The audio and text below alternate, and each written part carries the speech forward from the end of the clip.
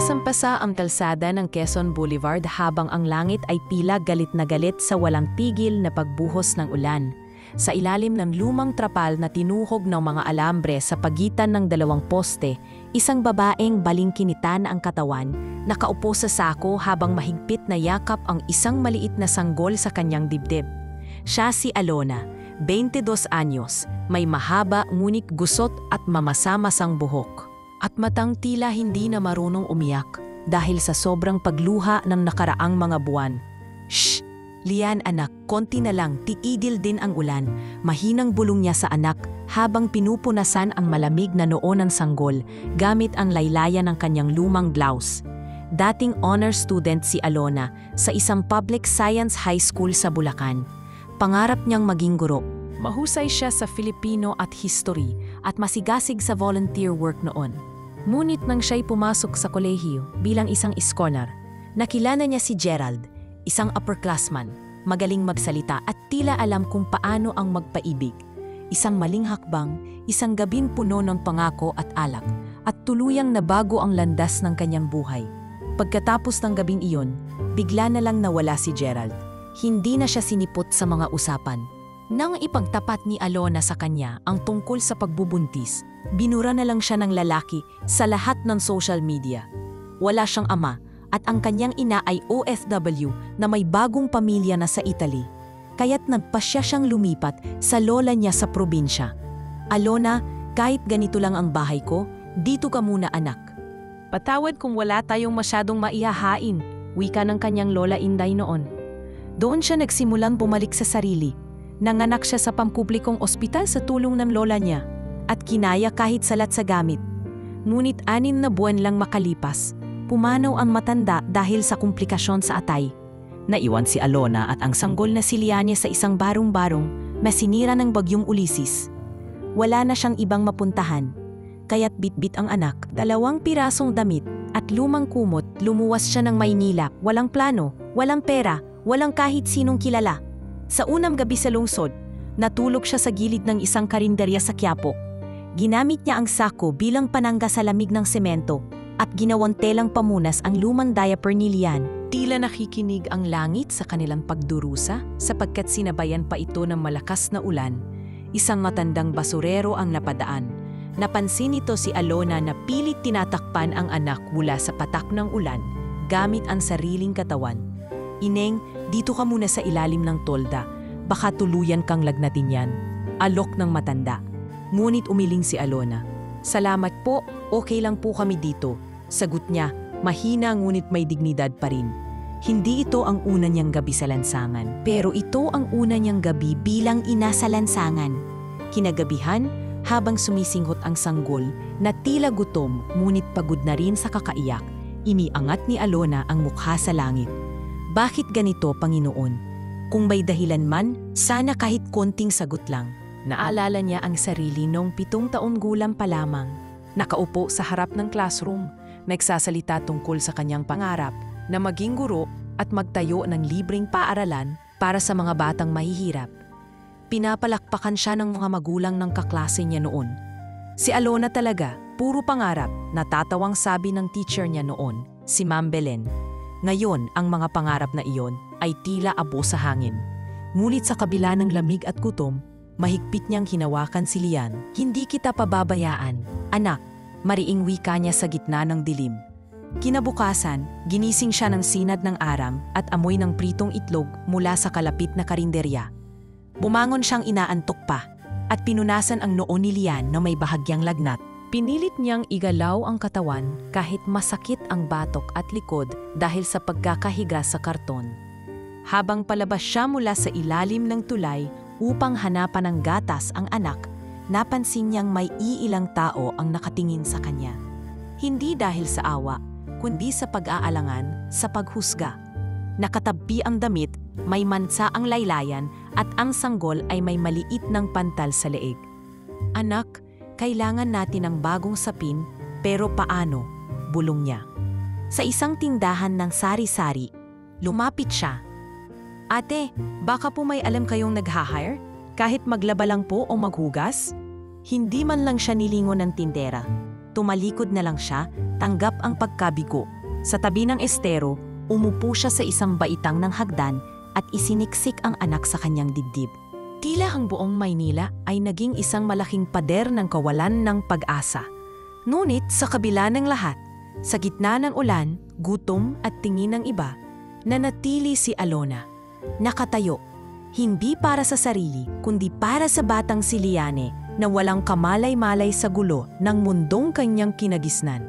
At sa araw na iyon, isang desisyon ang binuo sa kanyang isip. Hindi siya papayag na lumaki ang anak niya sa lansangan. Kahit na sa bawat hakbang ay sugat at luha, lalaban siya. Dahil minsan na siyang tumindig para sa pangarap at ngayon, mas may dahilan siya. Hindi na lang ito para sa sarili niya, kundi para sa buhay na umaasa sa kanya. Mainit na naman ang araw. Ang aspalto sa avenida ay halos sinawingkalan sa init at ang bawat hakbang ni Alona ay tila nagpapaso sa kanyang kaluluwa. Hawak niya ang isang lumang plastik na supot na may 2 piraso ng boteng walang laman at ilang yupi-yuping lata. Ang tanging pag-asa niyan maibenta para may pambili man lang ng gatas para kay Lian. Ang bata ay maputla, tahimik at hindi na umiiyak gaya ng dati. Doon natutong matakot si Alona. Kapag ang isang sanggol ay hindi na umiiyak sa gutom, may mali. Konti na lang anak, konti na lang talaga. Mahina niyang bulong habang kinakarga ang bata na tila wala ng lakas upang bumaling man lang. Nilibot niya ang kanto ng sigaw ng isang tindera ng soft drinks. Tumalikod si Alona, nangingilid ang luha, ngunit hindi sumagot. Ayaw niyang patulan. Hindi siya tinuruan ng lola niyang makipagsigawan sa kalsada. Pero ang sakit, hindi na mula sa mga salita kundi mula sa kahihiyan at kawalan. Sa isang gilid ng bakanting lote, may nakita siyang isang bukas na kahon ng basura. May amoy na bulok at mamasa-masa, ngunit doon siya lumuhod at sinimulang kalkalin.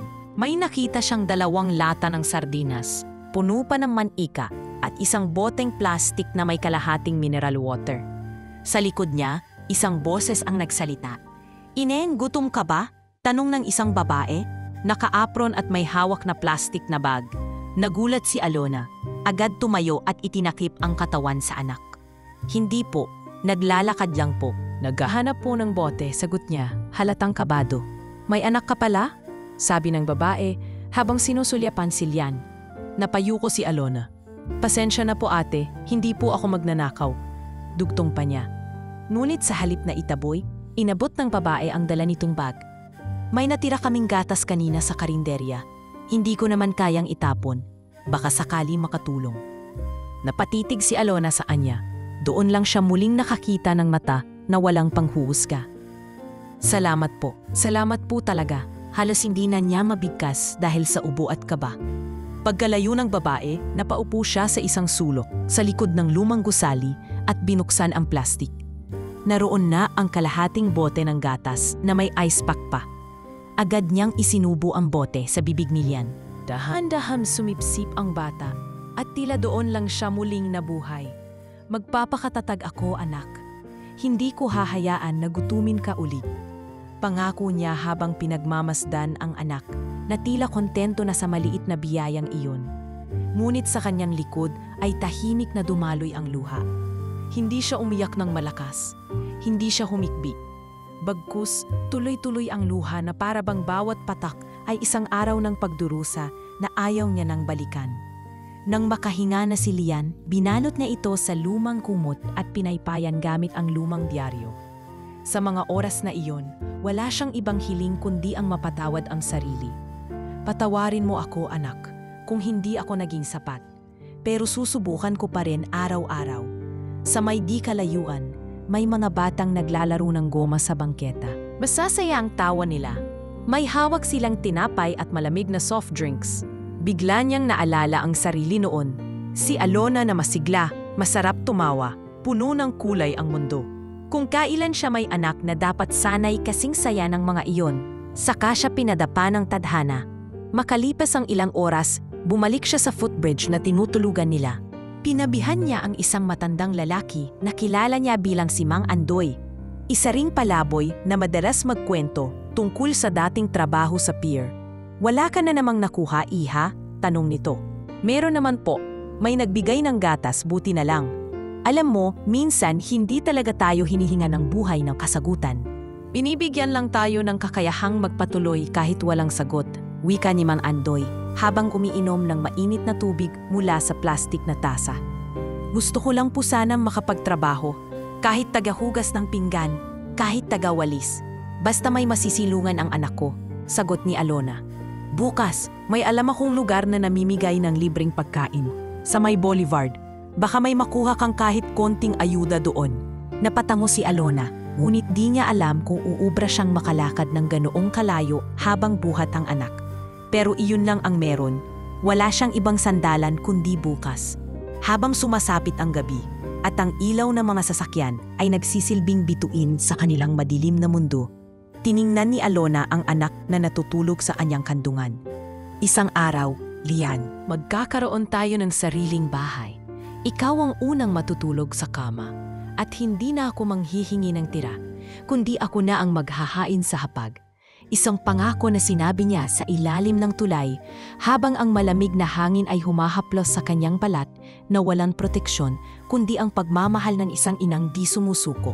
Isang mainit na umaga sa Maynila, sa ilalim ng tulay kung saan pansamantalang tumitira si Alona at ang kanyang anak, ay ginising sila ng ingay ng mga truck at mga pasahero sa jeep.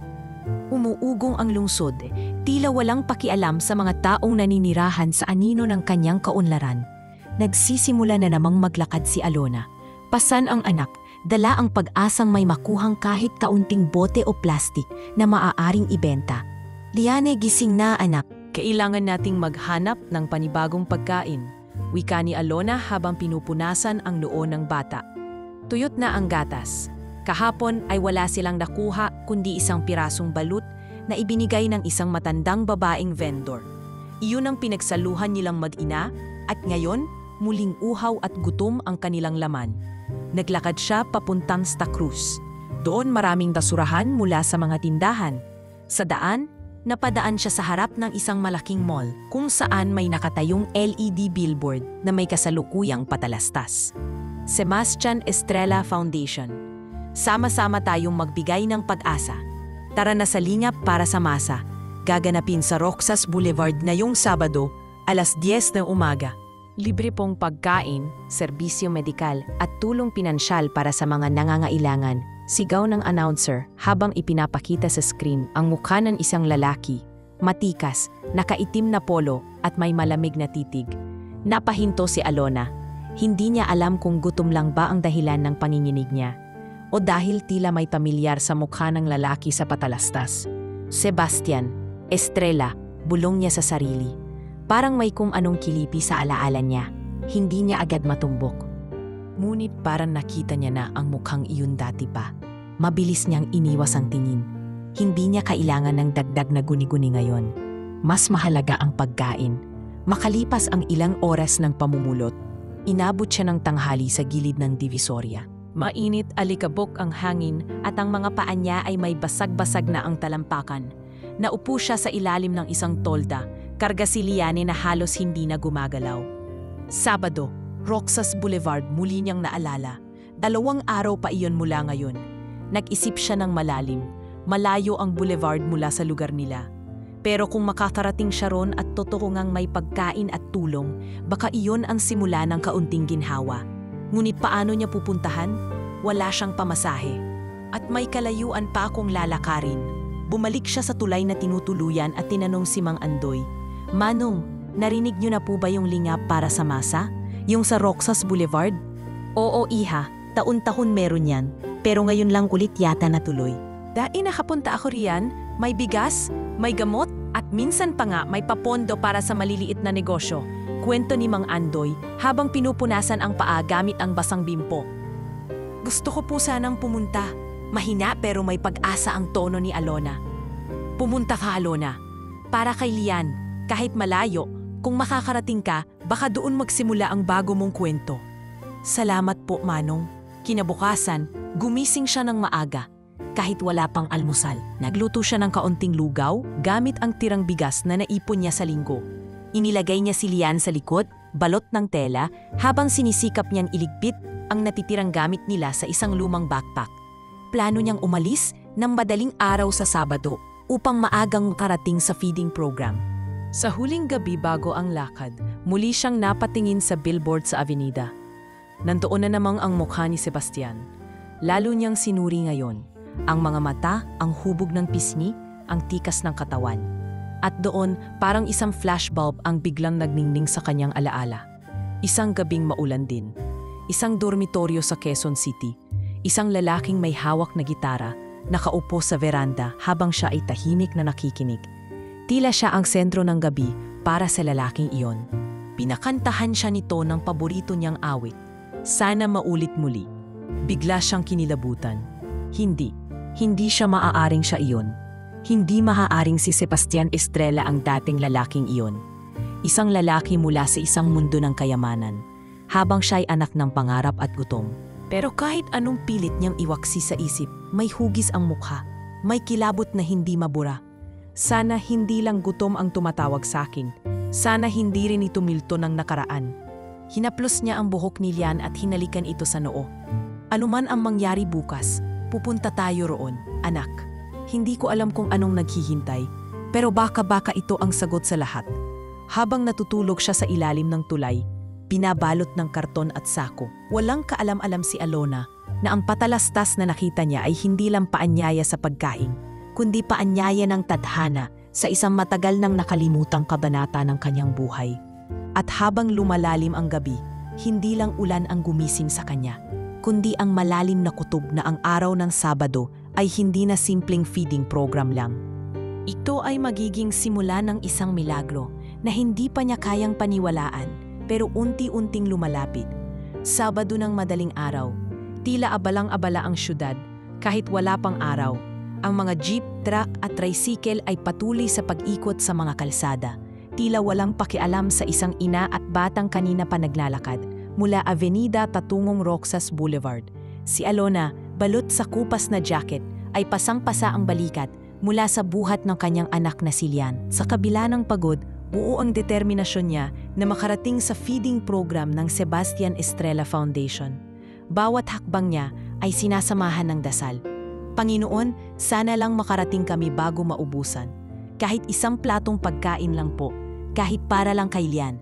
Halos 2 oras silang naglakad nang makita niya mula sa di kalayuan ang mga tarpaulin at tent ng feeding event, parang may kaunting lakas na bumalik sa kanyang binti.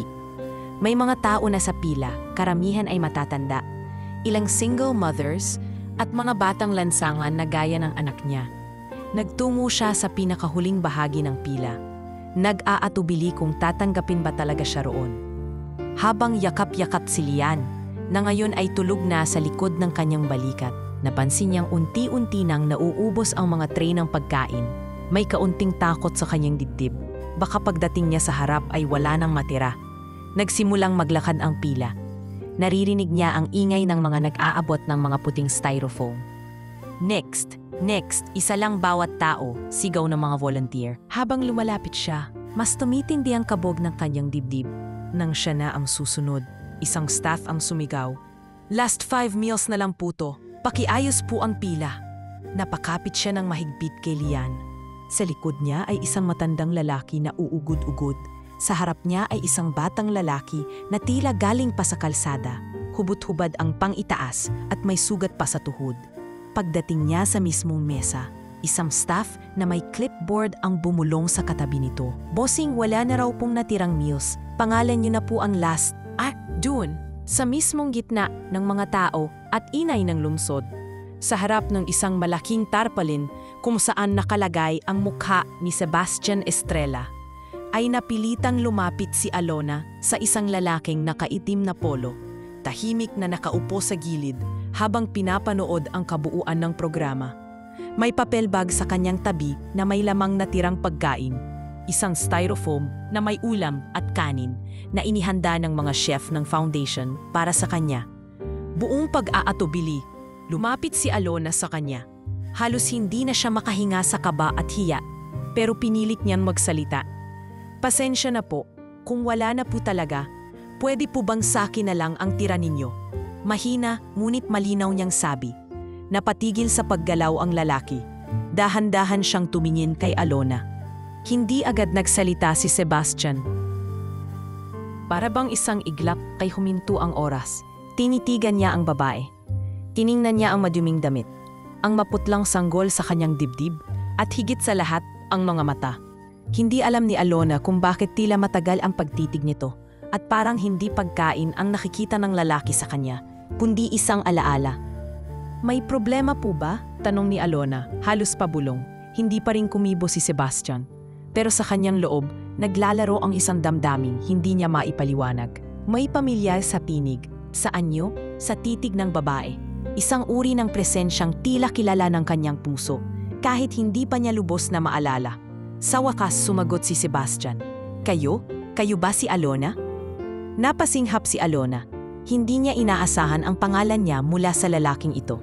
Hindi niya alam kung lalayo ba siya o mananatili. Po, Alona de los Santos, tama ba? Saglit siyang natibilan. Gusto niyang magsinungaling. Gusto niyang iwasan ang posibilidad na ito ay isang guni-guni lang. Ngunit sa harap ng pagod at gutom, sa harap ng anak niya, hindi niya maitanggi ang sarili. Opo, ako nga po. Sa di kalayuan, napatitig ang ilang staff.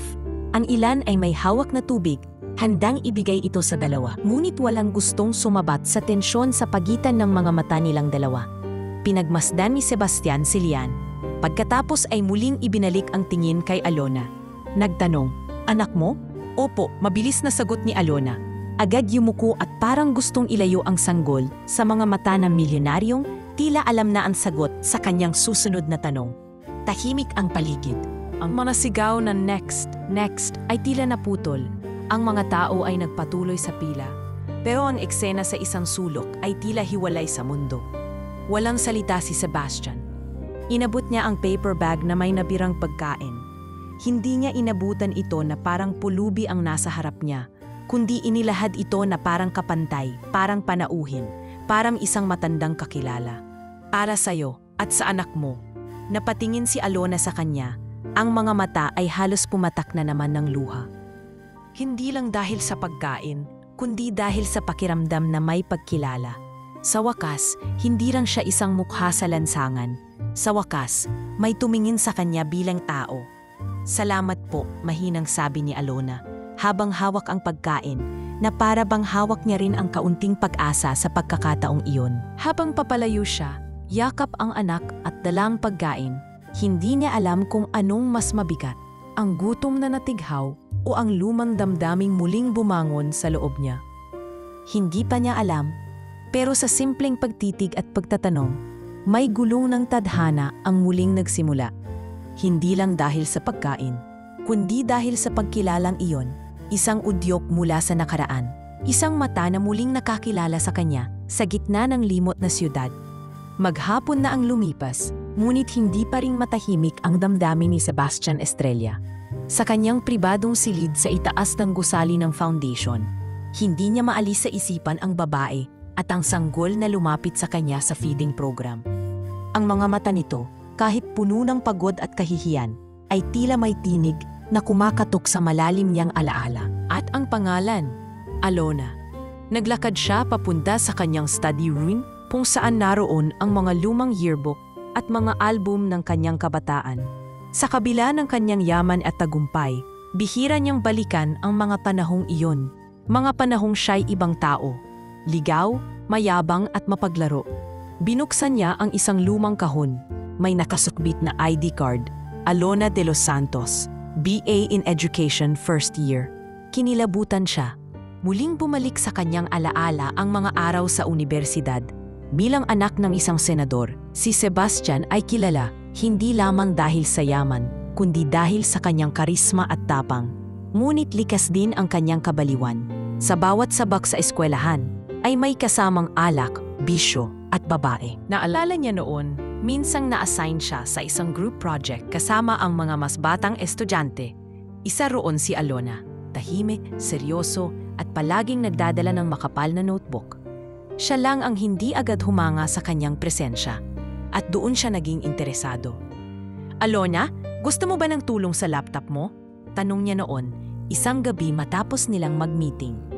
Wala po akong laptop, simpleng sagot ng babae, sabay yuko. Bakit? Mahirap ba ang buhay nyo? Hindi ito sinabi ng may pang-asar, kundi may halong pag-usisa. Ngunit sa sagot ni Alona ay may dignidad. Hindi lahat ng walang laptop ay kawawa. Minsan mas may utak pa sa may tablet. Napangiti siya noon. Sa kauna-unahang pagkakataon, may sumupalpal sa kanya ng may talas. At simula noon, madalas na siyang dumidikit sa grupo ni Alona. Gumagawa siya ng dahilan para lang mapalapit. Hanggang sa isang gabing maulan, parehong nabasa ng ulan, parehong hindi makauwi, naanyayahan niya ito sa dormitoryo ng kaibigan. May gitara, may alak, may musika, at may gabing hindi na nila binanggit kinaumagahan. Hindi ko yun sinadya. Bulong niya ngayon sa sarili. Hindi niya naalala ang kabuuan ng gabi. Lasing siya at sa dami ng problema sa pamilya noon, pagtatalo ng mga magulang, away sa negosyo, hinayaan niyang lamunin siya ng kalasingan. Kinabukasan, nagulat siya nang lapitan siya ni Alona. Gusto sana nitong magkausap sila. Pwede ba kitang makausap, Sebastian? Tungkol sa nangyari kagabi? Ngunit sa halip na harapin siya, nilisan niya ang eskwelahan nang walang paalam.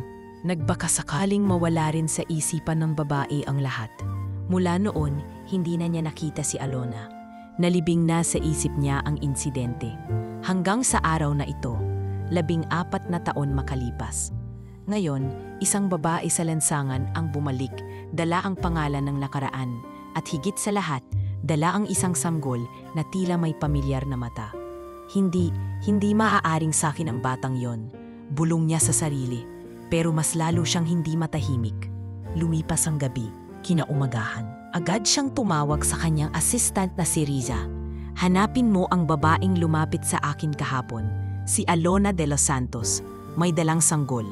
Gamitin mo ang video footage sa event. I-trace mo kung saan siya nakatira, anong background niya. Kailangan ko ng kasagutan. Nagulat si Riza. Hindi sanay ang dalaga na ganito kabigat ang tono ng kanyang boss. Ngunit hindi na siya nagtanong pa. Kinagabihan, bumalik si Sebastian sa kanyang bahay. At sa isang bahagi ng kanyang silid, inilabas niya ang isa pang kahon. Dito, may lumang sulat. Sebastian, sana kausapin mo ako. Hindi ko alam kung nasaan ka na ngayon, pero hindi ko malimutan ang nangyari sa atin. Hindi ko ito sinasadya. Hindi ko ito ginusto. Pero gusto kong malaman mo, buntis ako. Alona. Doon siya napatigil. Sa kanyang pangambang kalimutan ang lahat, hindi niya binuksan ang sulat noong una. Pinabilang niya ito. Akala niya'y biro. Akala niya'y blackmail. Pero ngayon, matapos ang lahat, bakit tila totoo ang lahat ng sinabi ni Alona noon? Ilang beses niyang binasa ang sulat. Harang bawat linya ay suntok sa kanyang dibdib. Pumasok si Riza sa silib, bitbit ang tablet. Sir, nahanap po namin, sa ilalim ng tulay sa avenida. May ilang larawan ng mga volunteers kasama siya.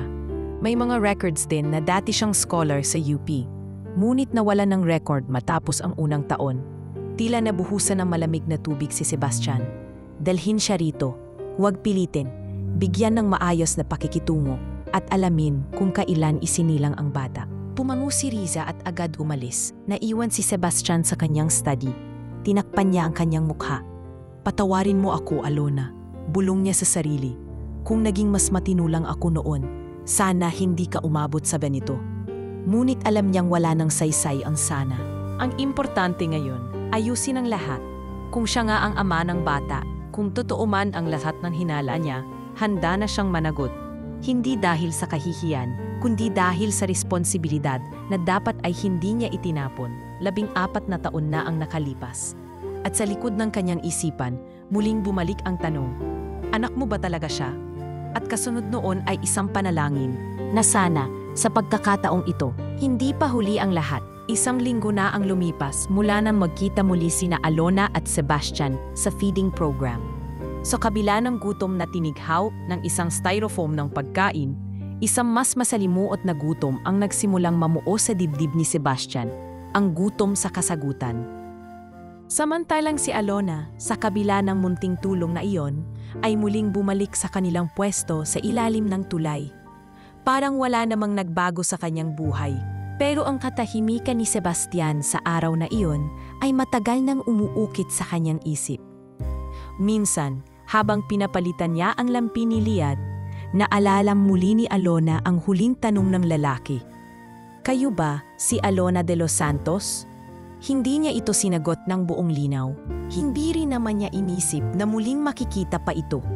Pero sa bawat pagkakataong napapatingin siya sa mata ng kanyang anak, may biglaang kaba na sumisiksik sa kanyang dibdib.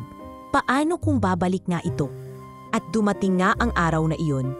Biyernes ng hapon, habang paupo na si Alona sa karton nilang higaan, isang puting SUV ang tumigil sa tabi ng tulay. Bumaba ang isang maayos manamit na babae, may hawak na clipboard at tila may hinahanap. Napatayo ang ilang bata sa paligid, napatingin sa kakaibang bisita.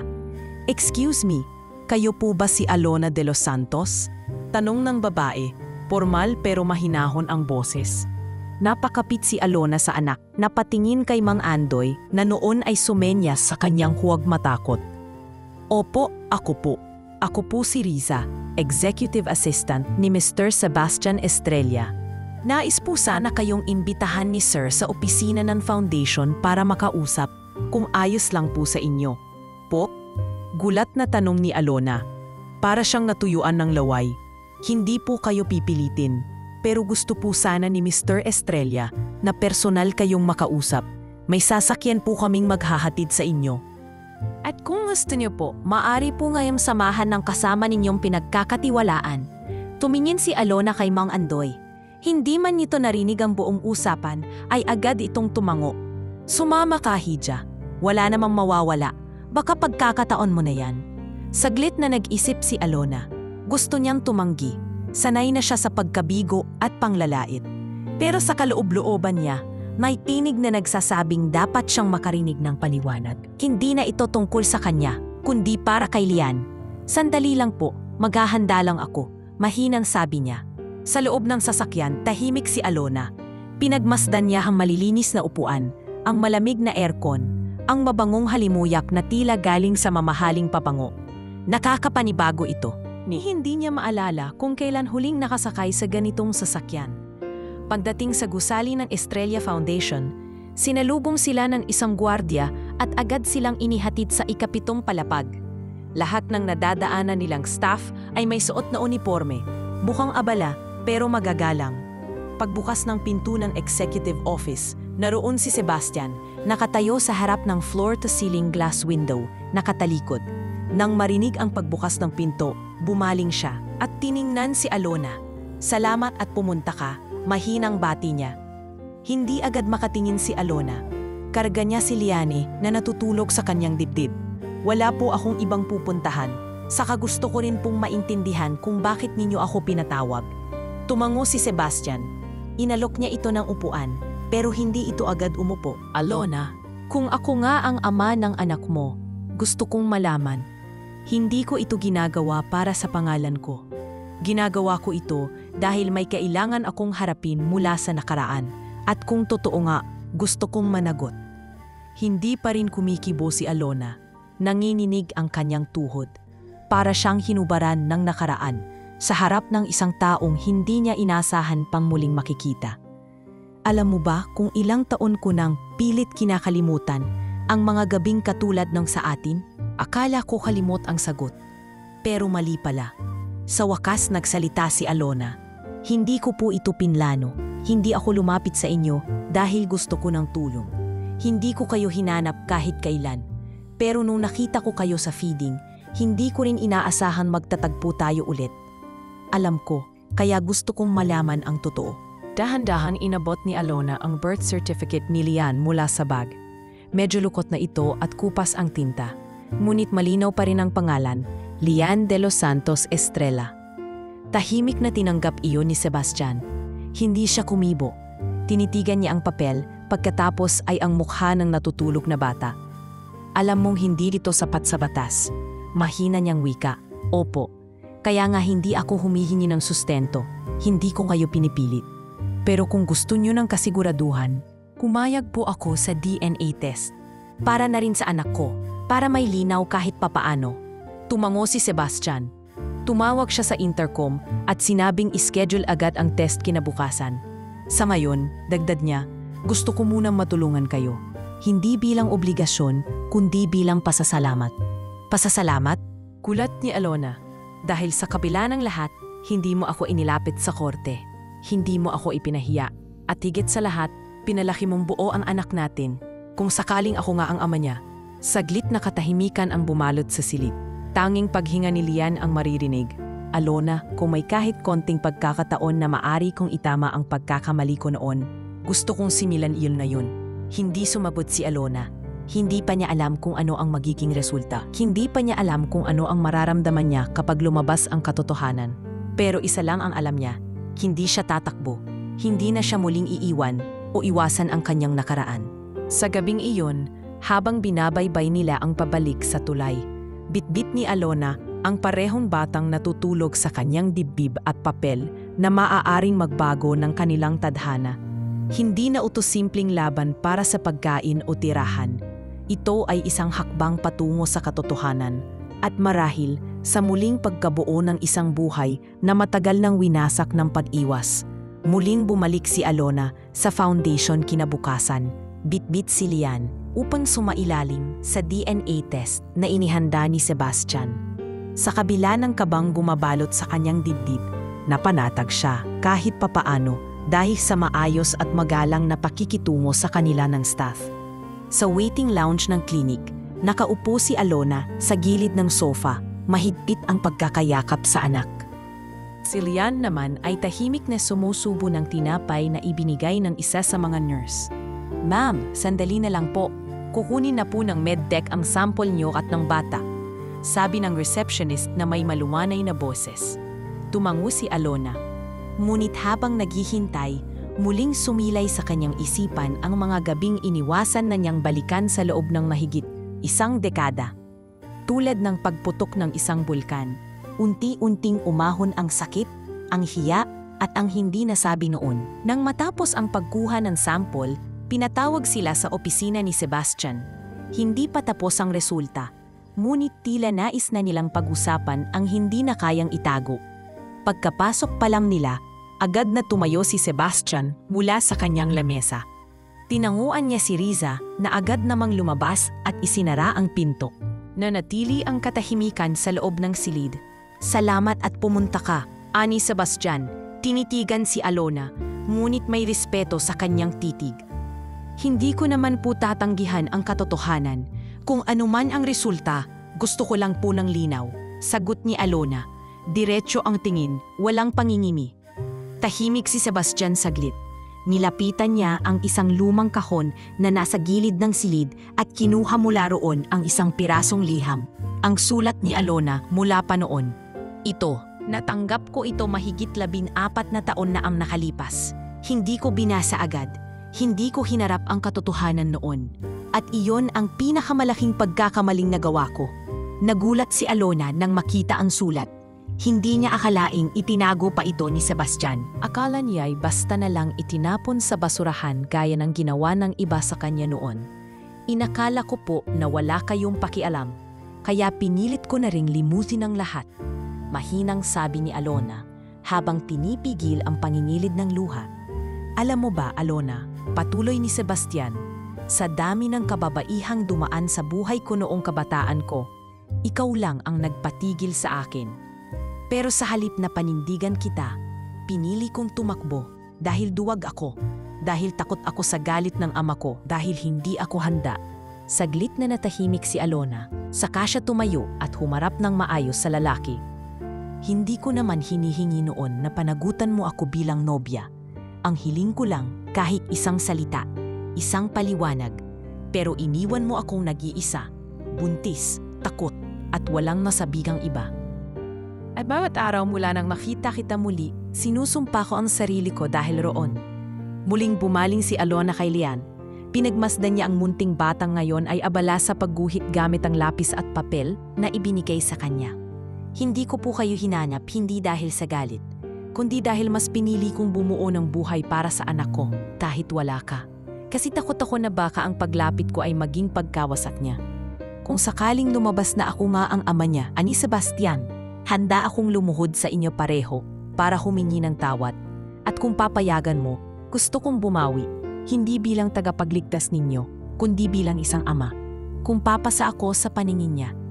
Napayuko si Alona, hindi dahil sa kahinaan, kundi dahil sa bigat ng damdaming kay tagal niyang itinago. Buong buhay niya, iniwasan niyang banggitin ang salitang ama sa harap ng kanyang anak. At ngayon, heto ang lalaking minsan naging simula ng kanyang mga pangarap. At ng kanyang pagbagsak, ngayon ay humihingi ng pahintulot para bumalik. May tanong po ako, ani Alona, habang pinipigilan ang garalgal sa kanyang tinig. Kung sakaling hindi ikaw ang ama niya, itutuloy mo pa rin ba ang gusto mong gawin? Natahimik si Sebastian, matagal, ngunit sa wakas ay nagsalita. Oo, kasi kahit hindi ko dugo si Lian, may utang ako sa inyo. Isang utang na hindi kayang bayaran ng pera. Isang pagkuulan na tanging presensya lang ang pwedeng tumbasan. Tumango si Alona. Hindi niya pa ring alam kung handa na ba siyang muling pagkatiwalaan ang taong minsan ay nagdulot ng pinakamalalim na sugat sa kanyang pagkatao. Ngunit malinaw ang isa, hindi na siya ang dating Alona. Siya ngayon ay isang ina na pinanday ng lansangan, ng gutom at ng pag-ibig na hindi kailanmang naging makasarili. Sa ngayon, sabi niya, hindi ko pa alam kung anong magiging desisyon ko sa hinaharap. Pero kung gusto mong bumawi, huwag mo lang kaming tingnan. Dapat naming maramdaman. Sa sulok ng opisina, muling ngumiti si Lian. Walang kamalay-malay sa bigat ng usapan. Tumakbo ito patungo sa ina at yumakap. Ma, gutom na po ako, sabi ng bata. Napatingin si Sebastian sa bata at doon tila tuluyang bumagsak ang pader sa pagitan ng nakaraan at ngayon. Tumayo siya, lumuhod sa harap ni Lian at maingat na inabot ang kamay nito. Anong gusto mong kainin? Tanong niya. Spaghetti, sagot ni Lian, inosente. May spaghetti kami sa kitchen. Gusto mo bang sumama sa akin? Tumingin si Lian sa ina. Tumango si Alona at marahang sinundan ng bata si Sebastian palabas ng opisina. Habang nakaupo si Alona sa loob ng silid, mag-isa, pinikit niya ang mga mata. Hindi pa ito ang katapusan. Ngunit marahil ito na ang simula ng muling pagtatahi ng isang buhay na kay tagal nang napilas. Sa pagkakataong dito, hindi bilang 2 taong nagdaan sa isa't isa, kundi bilang mga magulang na parehong handang matuto, umamin at humawak sa natitirang piraso ng pag-asa. 2 araw matapos ang pag-uusap nina Alona at Sebastian, dumating na ang resulta ng DNA test. Sa private office ni Sebastian, tahimik niyang binuksan ang sobre mula sa laboratory. Sa gilid ng kanyang lamesa, si Risa ay nakatayo, abala sa pag-aayos ng schedule ng linggong iyon. Ngunit tumigil siya nang mapansing namutla si Sebastian habang binabasa ang resulta. Sir? Tanong ni Risa, bahagyang kinakabahan. Hindi agad sumagot si Sebastian. Ibinaba niya ang tapel, tinakpan ng kanyang kamay ang mukha at sa unang pagkakataon sa maraming taon, napaiyak siya nang walang tunog. Anak ko pala siya, bulong niya, halos hindi marinig. Si Lian, anak ko pala talaga siya. Tumango si Risa, bahagyang ngumiti. Gusto niyo po ba akong tumawag kay Miss Alona? Oo, pakiusap. Sabihin mong gusto ko siyang makita agad, pero ayaw kong pilitin siya. Kung gusto niyang maghintay, hihintayin ko.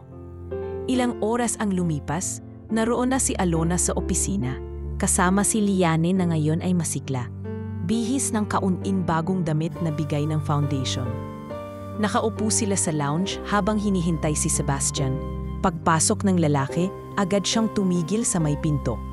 Sa unang beses, hindi na siya businessman. Hindi public figure.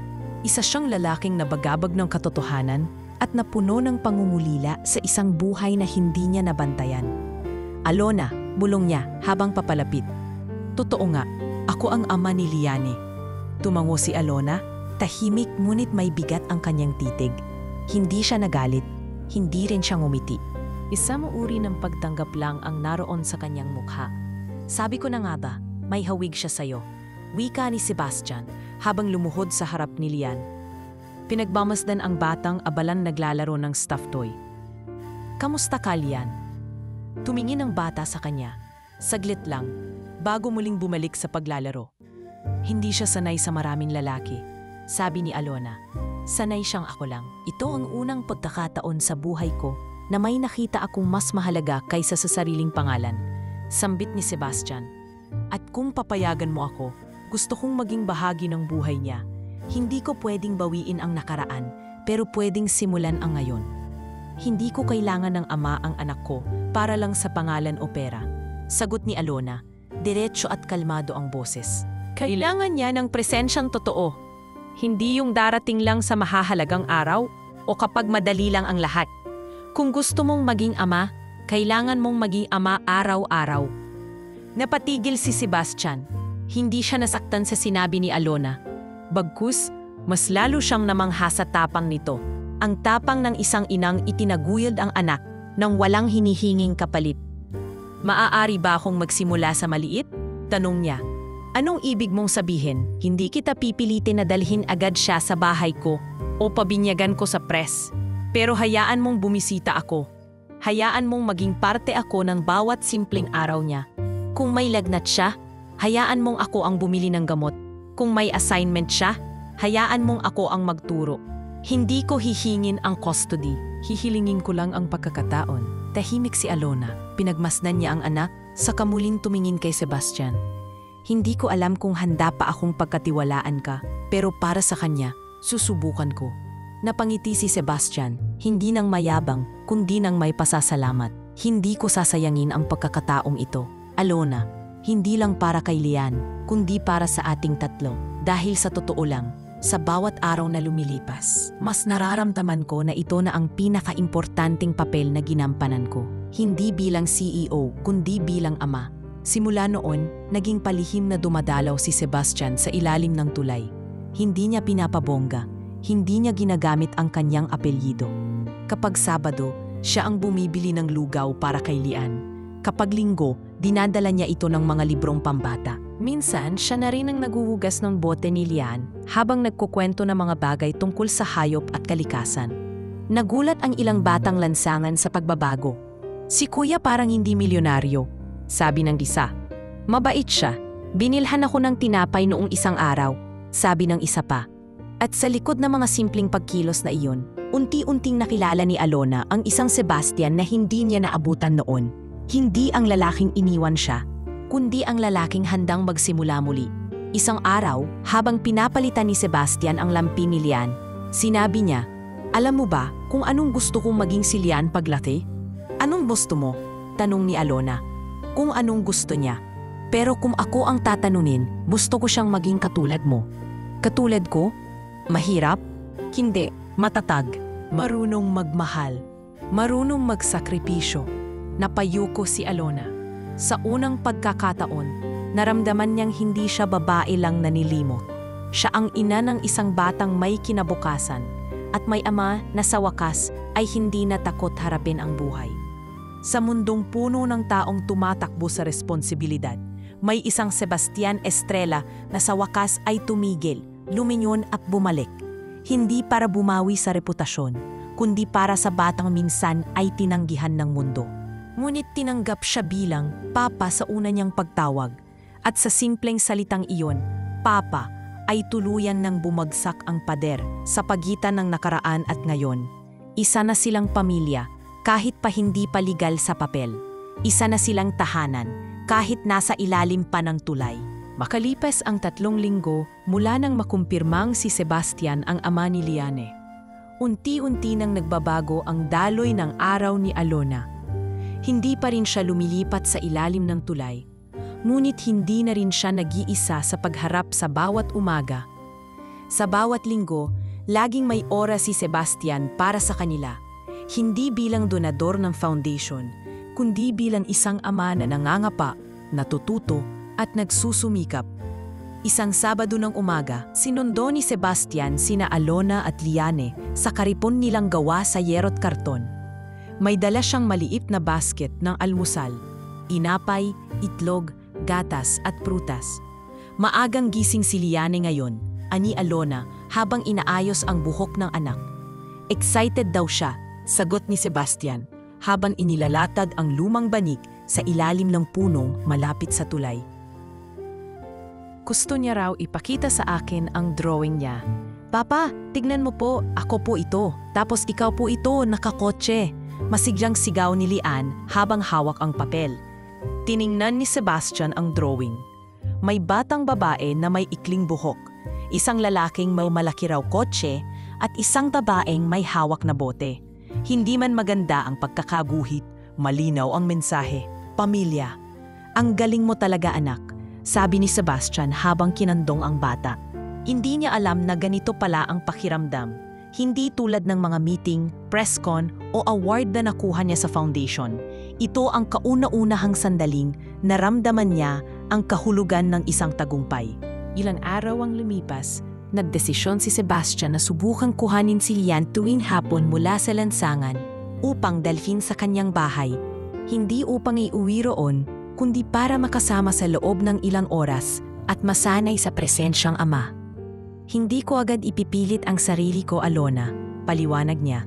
Gusto kong masanay siya sa akin. Ayokong maging dayuhan ako sa kanya kahit ako ang ama. Basta sa tuwing uuwi siya, dapat may ngiti pa rin siya sa labi, sagot ni Alona. Sabay ngiting pilit, ngunit may pagtitiwala. Sa unang araw ng pagdalaw sa bahay ni Sebastian, natulala si Lian sa laki ng espasyo. May sariling silid, may mga laruan, at may playground sa likod ng hardin. Ngunit imbes na magtatalon sa tuwa, kumapit siya sa braso ng ama. Papa, dito ba kami titira ni Mama? Umupo si Sebastian, saka siya kinandong. Hindi pa ngayon anak, pero kung papayag si Mama, balang araw, pero kahit saan kayo tumira, pupuntahan ko kayo. Talaga po? Tanong ng bata, habang sinisilip ang stuffed bear, na may nakasulat na I love you, Lian. Oo, kahit saan, kahit kailan. At sa bawat araw na lumipas, unti-unting naging natural kay Sebastian ang pagiging ama. Hindi siya perpekto. Madalas siyang napapahinto sa pag-alaga kay Lian kapag umiiyak ito at ayaw kumain. Minsan, hindi niya alam paano palitan ang lampin. Ngunit sa bawat pagkakamali ay sinusundan niya ito ng tanong, anong dapat kong gawin? At si Alona, sa kabila ng pagkailang, ay nagsisimula na rin tumawa. Hindi mo kailangang maging perpektong ama, Sebastian. Ang mahalaga, nandyan ka, sabi niyang isang araw habang magkasabay silang namimili ng gatas sa botika. Hindi lang ako nandito, gusto ko ring manatili, sagot niya habang binibilang ang sukli. Hindi naglaon. Iminungkahi ni Sebastian na ipasok si Liani sa isang maayos na daycare center. Ayaw sana ni Alona noong una. Natatakot siyang baka mawalan ng koneksyon ang bata sa simpleng buhay na kinagisnan nito. Ngunit nang dumalo sila sa orientation ng paaralan at nakita niyang may guro doon na malambing, may silid na makulay at may palaruan sa likod, naisip niya, baka ito na ang simula ng bagong direksyon. Kung gusto mo, ako ang maghahatid sa kanya araw-araw. Alok ni Sebastian habang hinihimas ang buhok ni Liani. May driver ka naman, di ba? Biro ni Alona. Gusto ko na ako. Kasi bawat hakbang niya sa pasukan, gusto kong pasama ako. Mapapagod ka, sagot ni Alona, ngunit may ngiti sa labi. Hindi ako mapapagod sa kanya, sagot ni Sebastian, sabay hawak sa kamay ni Lian. Sa unang araw ng pasok ni Lian, sabay nilang hinatid ang bata. Naka-braid si Lian, suot ang unipormeng puti at asul. Bit-bit ang bagong backpack. Hawak ng bata ang kamay ng kanyang ama sa kanan at ina sa kaliwa. Mama, Papa, huwag kayong aalis ha, sabi ng bata habang nakatayo sa harap ng gate. Hindi kami mawawala, sagot ni Alona. Babalik kami mamaya, dagdag ni Sebastian. At doon, habang pinagmamasdan nilang naglalakad na palayo si Lian, parang may binuo sa pagitan nila. Isang katahimikan na hindi nangangailangan ng paliwanan. Hindi pa sila magkapiling sa iisang bubong. Hindi pa rin sila magkasama bilang magkasintahan. Ngunit ngayon magkasama sila bilang magulang. Nang gabiring iyon, habang pinapatulog ni Alona ang anak, hindi niya napigilang mapaisip. Hindi na siya dating babae lang na iniwan. Isa na siyang inang may kasamang tumitindig sa tabi niya. Hindi niya alam kung saan hahantong ang ugnayan nila ni Sebastian. Ngunit alam niyang isa na itong bagong yugto. Isang panahong hindi na siya kailangang mag-isang lumaban. At sa labas ng toldang tinulugan nila sa ilalim ng tulay, nakaparada ang sasakyan ni Sebastian, hindi bilang simbolo ng kayamanan, kundi bilang patunay na kahit sa pinakamadilim na bahagi ng Maynila, may pusong kayang bumaba at makisama, hindi para magmalaki, undi para magpatawad at bumawi. Lumipas ang 2 taon, at sa bawat araw na iyon ay tila binura ng panahon ang mga bakas ng dating sakit. Wala na si Alona sa ilalim ng tulay. Wala na rin ang kartong higaan, ang plastik na boteng ibinibenta para sa ilang pirasong barya. Sa halip, siya ngayon ay isang respetadong babaeng may pangalan sa loob ng Sebastian Estrella Foundation. Sa unang tingin, hindi mo iisiping siya ay dating nakatira sa lansangan. Laging nakasuot ng maayos na blusa at pantalon, may ID na may pirma, at bawat hakbang sa opisina ay sinasalubong ng mga tauhan ng respeto at pagkilala. Hindi dahil siya ay asawa ng may-ari, kundi dahil siya mismo ang naging haligi ng isang mahalagang programa, ang Women's Livelihood and Rehabilitation Project. Aling Nena, kamusta po ang kita nyo sa linggong ito? Anong niya isang umaga habang binibisita ang community partner na gumagawa ng mga recycled rags. Ay nako, Ma'am Alona, dumoble po. Salamat po sa bago naming sewing machine. Dati, isa lang ang gamit namin, ngayon 3 na. Sagot ng matandang babae habang ngumiti at tumingin sa likod kung saan abala ang ilang kababaihang may hawak na sinulid. Tinapik ni Alona ang balikat nito. Ganyan dapat, konting tiyaga, konting gabay. Pwede tayong makaalpas sa hirap. Pagkatapos ng inspeksyon sa mga partner communities, bumalik siya sa opisina kung saan naghihintay si Sebastian. Sa halip na karaniwang board meeting, ang foundation ay may simpleng selebrasyon, ikailang ba anibersaryo ng programang sinimulan ni Alona. Naroon ang ilang miyembro ng media, ngunit walang flash ng kamera ang pumalit sa tunay na mainit na pagtanggap sa kanya. Habang inaayos ni Sebastian ang bulaklak sa maliit na lamesa sa tabi ng stage, nilapitan siya ni Alona. Wala namang kailangang bongga. Sabi ko sa'yo, ayaw ko ng malaking selebrasyon, wika niya. Bahagyang nag-aalangan. Hindi ito para sa'yo lang, Alona. Para ito sa mga taong nabago ang buhay dahil sa'yo, sagot ni Sebastian habang pinagmamasdan siya. Pumawa si Alona, ngunit ang mata ay puno ng taos-pusong pasasalamat. Isang matagal na yakap ang nagsilbing tahimik na pagbati sa kanilang tagumpay. Sa kabilang dako, si Lian ay 5 taon na ngayon. Maliksi, madaldal, at likas na matalino. Mahilig siya sa mga libro, lalo na ang mga tungkol sa prinsesang matapang. Araw-araw siyang inihahatid ni Sebastian sa kanyang preschool at sinasalubong naman ni Alona tuwing uwian. Isang hapon, habang hinihintay nila si Liane sa labas ng classroom, tinanong ni Sebastian, "Alam mo ba, gusto niyang maging teacher, gaya mo noon?" "Talaga?" sagot ni Alona. "Hindi niya sinasabi sa akin yan. Sinabi niya sa akin kahapon. Sabi niya, gusto kong turuan yung mga batang walang notebook kasi ganun daw si mama dati." Napangiti si Alona, saka tumingin sa anak na papalapit. May hawak na simpleng medalya, most empathetic. "Ano yan?" tanong niya kay Lian. "Nagbigay po ako ng pencil ko sa classmate ko, tapos pinuri po ako ni teacher."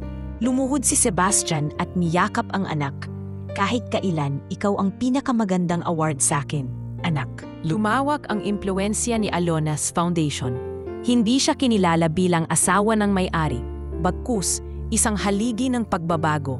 Dahil sa kanyang programa, nakapagtayo sila ng 3 livelihood center sa Maynila, Taguig at Laguna. Karamihan sa mga natutulungan ay mga single mothers, dating nakulong, o gaya niya, mga babaeng itinapon ng lipunan, ngunit pinili pa ring lumaban. "Ma'am Alona, paano po kayo nagsimula?" tanong ng isang scholar sa seminar sa Quezon City. Hindi niya agad sinagot. Tumingin siya sa screen kung saan nakalagay ang slide, "Breaking the Chains, a story of one mother's fight for dignity." Lumunok siya ng bahagya, saka nagsimula. "Alam niyo ba, minsan akong tumayo sa harap ng isang milyonaryo, dala ang anak kong gutom, at ang tanging nasabi ko lang ay, pwede po bang sakin na lang ang tira ninyo?" Tahimik ang buong silid. Wala akong ibang hangarin noon kundi makatawid sa gutom ng araw na yon. Hindi ko inakala na ang isang plato ng pagkain ay magiging simula na isang pagbabagong hindi lang sa amin, kundi sa daan-daang pamilya. Napatigil siya. Saglit na nilingon ang gilid ng entablado kung saan nakaupo si Sebastian at Lian. Pareho silang tahimik, ngunit parehong may ngiti sa labi. Natutunan ko na ang pagbangon ay hindi agad-agad. Hindi laging malinis. Minsan marumi, minsan mabaho, minsan masakit. Pero kung alam mong may isang dahilan ka para bumangon, isang anak, isang pangarap, isang paniniwala, gagapang ka, tatayo at lalakad ulit. Pagkatapos ng seminar, nilapitan siya ng isang estudyanteng umiiyak. Ma'am, katulad po ako ng pinanggalingan ninyo. Wala po akong pamilya. Nakatira po ako sa shelter. Pero dahil sa inyo, naisip kong hindi pa huli ang lahat. Yumakap si Alona sa dalaga. Hindi kailanman huli, basta may paniniwala sa sarili. At kung wala pa, okay lang. Minsan, kailangan mo lang ng isang taong maniwala muna para sa'yo. Kinagabihan, habang magkasama silang tatlo sa maliit na sala ng apartment na inuupahan nila, nakaupo si Lian sa gitna ni na Alona at Sebastian. Ma, tanong ni Lian habang hawak ang papel na may drawing niya. Pwede ko bang ikwento yung kwento mo? Anong ibig mong sabihin? Tanong ni Alona. Gagawa po kasi ako ng picture book tungkol sa nanay na dating pulubi pero naging prinsesa. Napangiti si Alona. Hindi ako prinsesa, anak. Para sa akin, ikaw ang reyna, sabat ni Sebastian. At sa simpleng tagpong iyon, walang kamera, walang award, walang press release. Nagkaroon ng katahimikan ang buhay nilang minsang binulabog ng kahirapan, takot at pagkakahiwalay. Sa bawat paglipas ng araw, hindi lang ginhawa ang nabawi nila, kundi dignidad, pamilya at pag-asa. Sa halip na tira-tira, ngayon sila na ang naghahain. Sa halip na nakikiamot ng pagtingin, sila na ang naglalakad ng taas noo. At sa kanilang hapag, hindi na pagkain lang ang laman, kundi kasaysayan ng pagbangon at pangakong hindi na muling babalewalain ang mundo. Habang patuloy ang tagumpay ng programang sinimulan ni Alona, unti-unti ring nararamdaman sa kanyang puso ang isang damdaming matagal ng kanyang isinantabi. Hindi niya ito pinlano. Hindi niya rin ito hinanap. Ngunit gaya ng isang bulaklak na namumukadkad kahit sa gitna ng semento, nagsimula na itong sumibol sa gitna ng kanilang bagong buhay. Hindi maikakaila. Naging malapit na sila ni Sebastian. Araw-araw silang nagkakausap. Hindi na lang tungkol kay Liane o sa mga proyekto ng foundation, kundi sa mga simpleng bagay. Minsan ay tungkol sa pelikula, minsan tungkol sa paboritong ulam, at minsan tungkol sa nakaraan. Isang gabi, matapos ang seminar ni Alona sa Laguna, hinatid siya ni Sebastian pabalik sa apartment na tinutuluyan nila. Tahimik ang biyahe. Sa loob ng sasakyan ay tanging ingay ng radyo at mga ilaw ng lungsod ang gumuguhit sa pagutan nila. Alona, bungad ni Sebastian matapos ang ilang minutong katahimikan. Naaalala mo ba yung unang beses na nagkita tayo ulit? Sa feeding program? Tumango si Alona, ninitian ito. Oo, akala ko noong una, titingnan mo lang ako at lalampasan. Hindi ko kinaya. Alam mo ba, sa titig mo pa lang, alam kong may pagkukulang akong kailangang harapin. Napabuntong hininga si Alona. Hindi ko ring inakala na darating pa to, na magiging ganito ang buhay ko. Na ang taong muntik lang sirain ako ang siya ring gagabay sa pag-angat ko. Hindi sumagot si Sebastian. Ngunit sa kanyang mga mata ay naroon ang pahiwatig ng damdaming hindi kayang sabihin ng salita. Pagkalipas ng ilang linggo, nag-imbita si Sebastian ng isang simpleng dinner. Walang formal wear, walang press, walang kasama.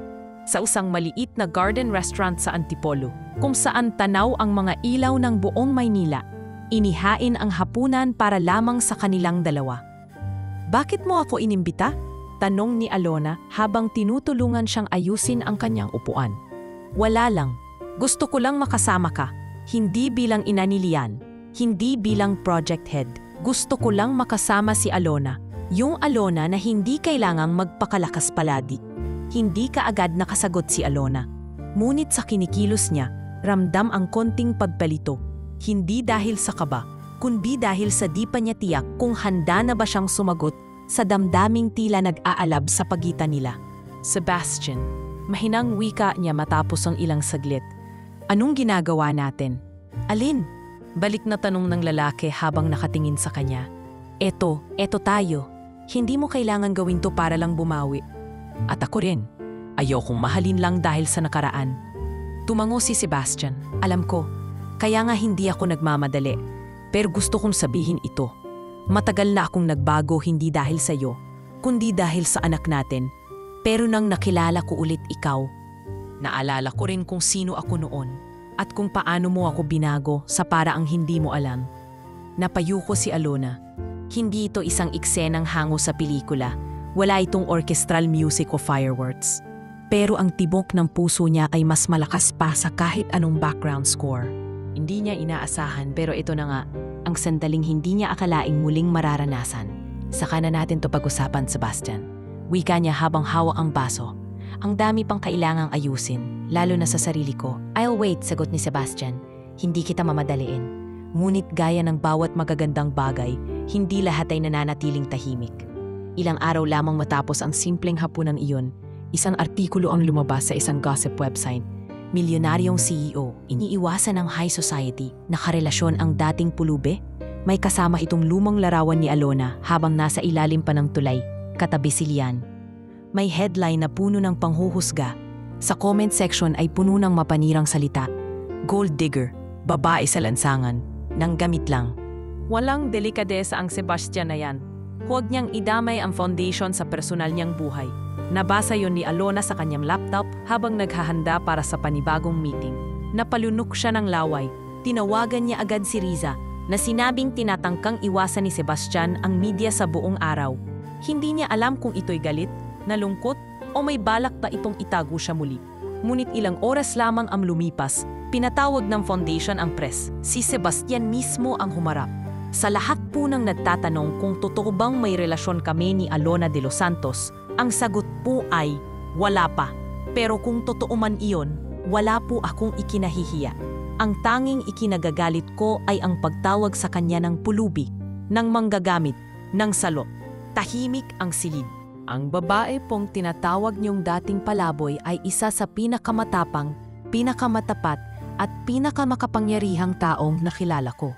Kung hindi po dahil sa kanya, hindi magiging ganito kalalim ang puso ng foundation na ito. Inilabas niya ang isang larawan, si Alona habang nagtuturo sa isang grupo ng kababaihan, habang nakangiti si Lian sa tabi niya. Hindi po siya ang nakinabang sa akin. Ako po ang nakinabang sa kanya. Kaya kung may sino man sa inyo ang may tanong kung bakit siya ang nasa tabi ko ngayon, ang tanong ko rin, bakit hindi siya? Umuugong ang bulwagan sa palakpakan habang si Alona ay nanonood sa monitor mula sa likod ng tanghalan.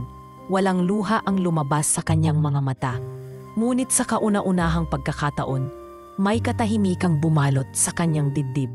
Isang uri ng pagyakap sa sariling muli niyang nabuo, hindi sa paningin ng iba, kundi sa paningin ng lalaking muling pinili siyang kilalanin at igalang. Pag-uwi ng gabing iyon, nadatnan niyang tulog si Liane sa kama. May maliit na papel na iniwan ang bata sa mesa. Nakita ko sa TV si Papa. Proud ako sa inyo, Mama.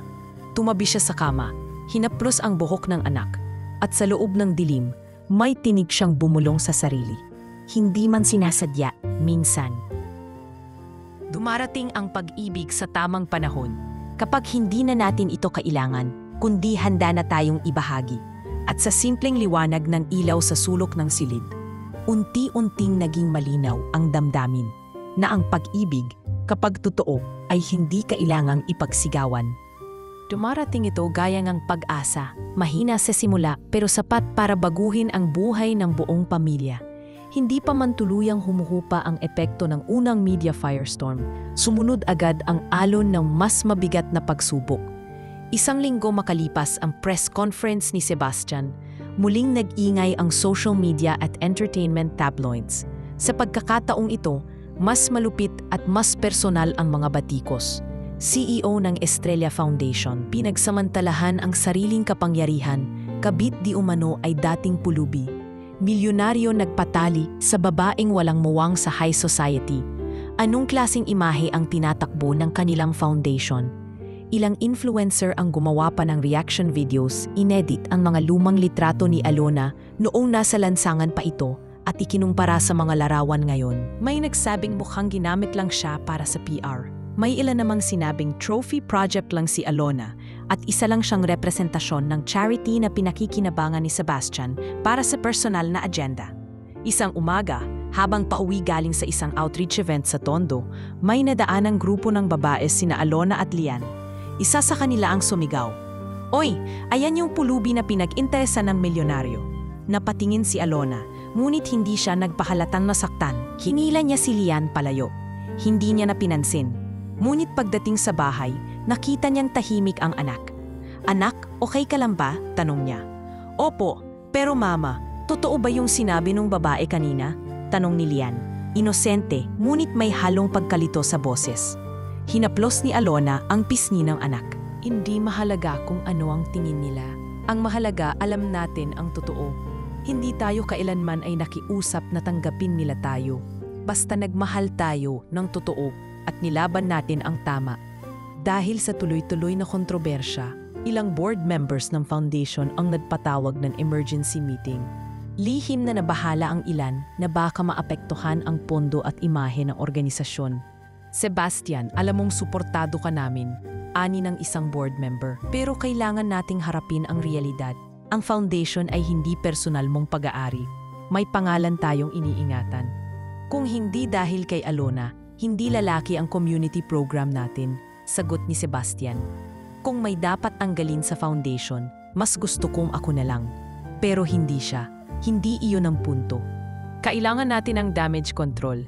Ang tunay na damage ay kung hahayaan nating wasakin ang isang babae dahil lang sa nakaraan niya." Tahimik ang buong kwarto. At sa huling sandali, walang nagpumilit kay Sebastian. Wala ring nagbitiw. Ngunit alam niyang marami pa siyang kailangang harapin sa labas ng boardroom. Kinabukasan, may lumabas na isang inisyatibong hindi niya inaasahan. Ilang kababaihan na dating tinulungan ni Alona ang nagtipon-tipon sa tapat ng media center ng isang malaking broadcasting company. Bitbit nila ang mga karton na may nakasulat, "Huwag kayong matakot maging katulad ni Alona." Ang babaeng inilibing ng lipunan, muling tumindig para sa iba. "Hindi kami hiya, uni pag-asa." Dumagsa ang mga mamamahayag, nagulat sa kilos protestang ito. Sa gitna ng mga kababaihan, lumabas si Alona. Tahimik siyang lumapit sa harap ng kamera. Huwag niyang pagkaitan ng bagong sinila ang mga taong pinilit mabuhay ng marangal. "Wala akong ikinahihiyang bahagi ng buhay ko, kahit ang pinakamasakit, dahil yon ang nagtulak sa akin maging matatag." Hindi ito isang scripted na press statement. Isa itong pagsigaw ng taong pinagdaanan ang tunay na kahirapan. Hindi para humingi ng awa, kundi para ipaglaban ang karapatan niyang mahalin at respetuhin. Ilang araw makalipas ang pagtitipon na iyon, unti-unting nagbago ang tono ng publiko. Mula sa batikos ay lumitaw ang mga tagapagtanggol. May mga artistang nagpahayag ng suporta. May mga ordinaryong mamamayan na nagpost ng kanilang sariling kwento ng pagbangon. Isang estudyante sa kolehiyo ang nagsulat sa social media, "Kung hindi ako pinaniwalaan ng mga tao noon, si Alona ang nagpapaalala sa akin na hindi nila kailangan para magtagumpay ako." Maging ang dati niyang guro sa public high school ay nagbigay ng mensahe sa isang radio interview. Si Alona ay huwaran ng isang Pilipinang hindi sumuko. Kung may puso tayong magpatawad, mas lalo tayong dapat may puso upang kilalanin ang mga tulad niya na lumaban ng tahimik. Sa huling bahagi ng linggo, muling hinarap ni Sebastian ang publiko. Ngunit sa pagkakataong ito, may mas personal siyang mensahe. "Nagtayo ako ng foundation para sa mga nangangailangan. Ngunit hindi ko inakala na sa huli, isa rin pala ako sa mga taong kailangang matuto ng leksyon. Akala ko, ang kahirapan ay isang bagay lang na pwedeng lutasin ng pera. Pero ang tunay na kahirapan ay ang pagtingin natin sa isa't isa.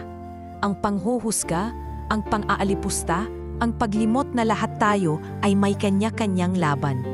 Nilingon niya si Alona na nakaupo sa gitna ng mga audience.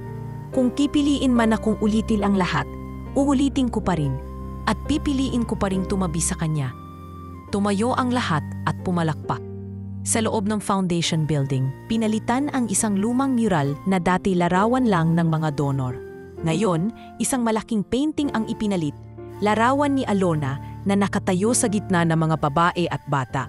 Hawak ang kamay ni Lian at nakangiti sa isang direksyong hindi na tinatanaw ang nakaraan. "Bakit ikaw ang nasa pader, Mama?" tanong ni Lian habang hinahaplos ang gilid ng painting. "Dahil minsan, anak, Ang kwento ng isang tao ay pwedeng maging daan ng pag-asa para sa iba. At sa sandaling iyon, tumango si Sebastian. Tama ang anak mo, pero hindi lang ikaw ang nasa pader. Nasa puso ka rin ng daan-daang taong minsang nawalan ng lakas at nabigyan mo ng dahilan para bumangon. Makalipas ang mahigit 2 taon, mula nang unang magsalubong ang kanilang mga mata sa isang feeding program, bumalik sina Alona, Sebastian at Lian sa parehong lugar sa Roxas Boulevard. Ngunit sa pagkakataong ito, hindi na sila bahagi ng hanay ng mga umaasang makatikim ng pagkain. Sila na ngayon ang mga punong abala ng bagong itinayong community center na nakatayo sa dating bakanteng lode ng lungsod. Malinis ang paligid, may bagong pintura ang mga dingding, at may mga bata sa labas na masayang naglalaro habang ang mga ina nila ay abala sa loob ng silid-aralan, tinuturuan ng tamang bookkeeping, paggawa ng mga produkto mula sa recycled materials, at kung paano magsimula ng maliit na negosyo. Welcome sa bagong bahay ng pag-asa, sabi ni Alona sa pagbubukas ng event. Hindi ito institusyon, hindi ito simpleng proyekto. Isa itong tahanan para sa mga kagaya nating minsang iniwan ng lipunan pero pinili pa ring bumangon. Mula sa kanyang kinauupuan, pinagmamasdan ni Sebastian ang kabuuan ng tagpo. Maaliwalas ang mukha ni Alona, may tiwala sa tinig, at ang mga matay nagniningning, hindi dahil sa ilaw ng entablado, kundi dahil sa ilaw ng dangal na hindi kayang kupasin ng panlalait. Nang matapos ang programa, lumapit ang isang ginang. Bitbit ang anak nitong 5 taong gulang. Ma'am Alona, salamat po. Kung hindi dahil sa inyo, baka nasa ilalim pa rin kami ng overpass. Nagsisimula na po akong magtahi ngayon sa bahay. At ang anak ko, enrolled na sa daycare. Hinawakan ni Alona ang kamay ng babae. Hindi ako ang dahilan niyan, kayo. Dahil hindi kayo sumuko. Ginamit lang natin ang isa't isa bilang salamin na posible pa pala. Habang pinagmamasdan ito ni Sebastian, napansin niyang si Lian ay abalang nakaupo sa tabi ng isang mesa. Nagsusulat sa kanyang drawing notebook. Anak, ano yung ginagawa mo? Tanong niya. Bumubuhit po ako ng kwento ni Mama. Sagot ni Lian, hindi man lang tumingin habang nagsusulat. Kwento ni Mama? Opo, yung kwento po ng Reyna na dati pong palaboy. Nangiti si Sebastian. Reyna? Opo, kasi si Mama po, laging may ginagawa para sa ibang nanay. Di ba po ang Reyna, laging inuuna ang iba bago sarili niya? Napaupo si Sebastian sa tabi ng anak. Pinagmamasdan ang maliit na drawing sa papel. Isang babae, may korona, may hawak na sanggol, at sa likod ay may malaking puso. Doon niya naisip, wala na siyang dapat patunayan pa. Hindi niya kailangang ipilit ang ideya ng pamilya ayon sa dikta ng mundo. Dahil ang pamilya nila, simple, totoo at puno ng laban, ay sapat na. Pagkalipas ng ilang buwan, lumabas ang munting librong isinulat ni Lian sa tulong ng isang guro. Ang Reyna ng Karton, isang kwento tungkol sa isang batang babae na lumaki sa ilalim ng tulay, may nanay na matapang, at isang tatay na natutong magmahal mula sa pagkakamali. Bumuhos ang suporta. Ginamit ang libro bilang materyales sa ilang public school. Isinalin sa 3 wika at higit sa lahat, inilunsad ito bilang bahagi ng literacy program ng foundation. Habang ini-interview si Lian ng isang news anchor sa isang simpleng forum, tinanong siya, anong milagro ang nangyari sa buhay ninyo? Napaisip ang bata. Saglit siyang tumingin sa kanyang ina na nakaupo sa audience at pagkatapos ay tumingin din sa kanyang ama na bahagyang tumango. Ang milagro po ay hindi po yung biglang may yumaman o may sumikat. Ang milagro po ay yung natutong magmahal ang mga tao kahit mahirap ang simula. Yung kahit masakit, pinipili pa rin nilang magmahal. Gaya po ng mama at papa ko, walang nakaimik. Maging ang host ay napalunok ng emosyon. Pagkatapos ng forum, sa paglalakad nila palabas ng venue, lumapit si Sebastian kay Alona. Magkahawak ang kamay ni Lian at Alona. Alam mo, dati, akala ko ang milagro ay yung mga kwento ng himala sa pelikula. Yung mga hindi maipaliwanag. Pero nung tinanong siya kung ano ang milagro, doon ko lang naintindihan. Ano? Tanong ni Alona habang inaayos ang laylayan ng suot ng anak. Na ang tunay na milagro ay ang taong piniling maniwala sa sarili kahit binasag na siya ng mundo. Napangiti si Alona. Hindi niya kailangan ng singsing o mamahaling pangako. Hindi niya kailangan ng kasal, na may orkestra o altar na may bulaklak. Ang kasunduan nila ay araw-araw nilang pinaninindigan, ang lumaban, ang magsikap, ang magpatawad. Ngunit dumating din ang araw. Isang gabi habang naglalakad sila sa tabing dagat ng Nasugbu, kung saan dinala sila ni Sebastian para sa weekend na bakasyon, tumigil siya sa harap ni Alona. Nakaluhod, may hawak na maliit na kahon. Wala akong perfect timing. Wala rin akong perfect na nakaraan. Pero ngayon, may buo akong layunin. Alona de los Santos. Hindi dahil sa gusto kitang bigyan ng pangalan ko, kundi dahil gusto kong ipagmalaki na ikaw ang tahanan ng panak natin. At gusto ko, ako ang pumasan sa tabi mo sa mga susunod pa nating laban. Tahimik si Alona, ngunit sa gitna ng hangin at alon, sa mga mata niya ay naroroon na ang sagot. Yumuko siya at yumakap kay Sebastian. Hindi kita pinatawad dahil sa ginawa mo noon. Pinatawad kita dahil pinili mong bumawi araw-araw. At ngayon, oo. Oo, Sebastian. Hindi para mag-umpisa ulit, kundi para ituloy ang kwento natin. Sa simpleng simbahan sa Tarlac, kung saan una silang tumulong sa mga single mothers, ikinasal sina Alona at Sebastian. Walang TV crew, walang politiko, walang kasosyong negosyante.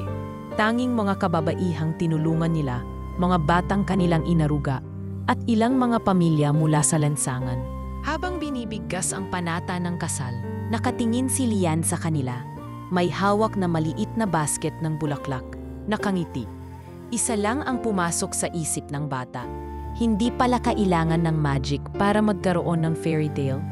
Minsan, sapat na ang 2 taong marunong magpatawad, magmahal at lumaban. At doon, sa harap ng altar, ang dating tira ng mayaman ay naging ilaw ng tahanan. Ang dating babaeng iniwasan sa kalsada ay naging mukha ng pag-asa. At ang dating tanong na may halong kahihiyan, pwede po bang sa akin na lang ang tira ninyo? Ay tuluyang naging kwento ng isang bagong simula. Ito ang tunay na milagro. Hindi isang pangyayaring hindi maipaliwanag, kundi isang pusong handang muling magmahal kahit paminsan na ito winasak.